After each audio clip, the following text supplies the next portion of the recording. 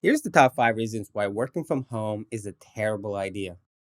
While some people are quite excited by the idea of working from home without the distractions of the workplace, some might find it difficult to spend long hours and collaborate with only computer screen and no face to face interaction and communication with team members.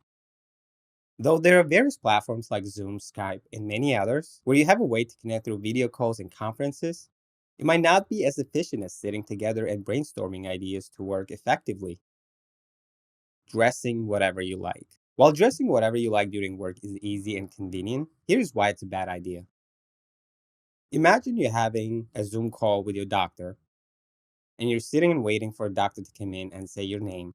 And suddenly you see this dude come in with a hoodie on and has a Rick and Morty sticker printed on it and asks for your name. And then you go, Dr. Weber? Is that you? You will soon realize he may be messing with you or there's something seriously wrong with the situation. The last thing you need to see a doctor never getting out of the boyfriend or girlfriend sweatshirt while providing medical advice. Get a life, doc.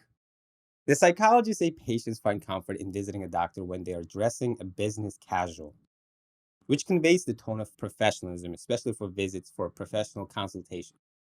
In most places in society, working clothes are closely associated with the duty to tell each other apart. I'm assuming that's why at Best Buy, managers sometimes dressed in fancy black shirt versus their non-fancy usual blue. While this is not true for a lot of instances in tech these days, especially for when you do not have a client-facing role, it isn't part of your responsibility at work, then you don't really have to worry about the situation. Working from home office. My favorite philosopher, Aristotle, once said, man is by nature a social animal. An individual who is unsocial naturally and not accidentally is either beneath our notice or more than human. Society is something precedes the individual. So, with this point, it's pretty safe to say that being social is very important for us. While working from home physically is convenient, we all know it doesn't have to be home in most cases. People go to beach, people sometimes go on a road trip, and when people they're not working from home. And one way you can tell this is when you're on a call with that person and then they tell you they have a bad connection and they can't give you a good answer as to why they have a bad connection. I mean, there is no way in 21st century people are having a bad connection these days. You're not fooling me, George. But if you are having a bad connection, you're most likely not in a zone to get a good connection, which is not your home.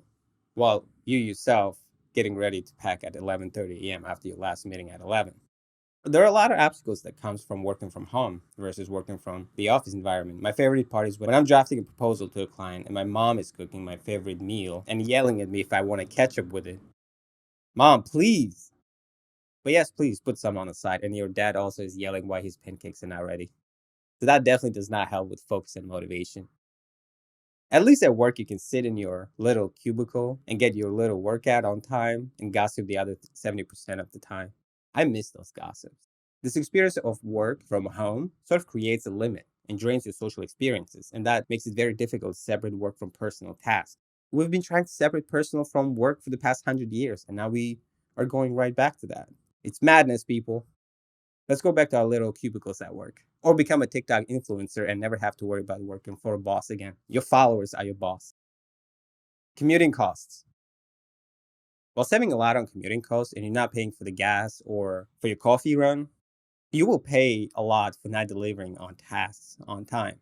And let me explain why. When going to work, you prioritize your tasks in your head on your way to work, and it gives you enough time through experiences of community to get ready for the day. In a way, it's like the idea of meditating. So imagine for you to get your thoughts together, you have to do a lot of non relevant tasks. And while thinking about important priorities, that helps you to sort of casually think about the important tasks. It's not as easy to get into the zone and then think about the most important task because it's just quite difficult. What this allows you, you develop a routine, right? So this becomes your morning routine. What is your morning routine when working from home? Walk over to coffee maker and make yourself a coffee and start work a minute later, or at least that's my morning routine. This may work at the beginning, but lazy slow start for the day will cost you in stress. When thinking about abundance of work you have to complete towards the end of the day. So if you don't want to become unemployed or simply have a morning routine helping you with focus and intention through work, it is quite harder to create one when you do not have to. That's why people use this time to actually exercise and then start the day, which is really smart. But how many of us actually doing that on a regular basis? Multitasking failure. While working from home, it is absolutely critical to multitask since you are actually in your personal and workspace at the same time. Sort of hard to ignore the personal items while working from home when they are staring back at you. So if you have ADD, you will exhaust your focus pretty early in the day while working on multiple projects at once, and you will become very exhausted while accomplishing very little.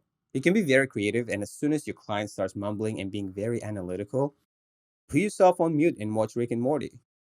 Realistically, it's better in the long run for both of you. Trust me, I'm not sure if this is how you want to handle your work projects though, unless you hate your work, which is fine. Anyways, proceed with caution on this one and try to manage your energy level carefully throughout the day to not feel exhausted before the meeting scheduled towards the end of the day. We all know we hate those meetings.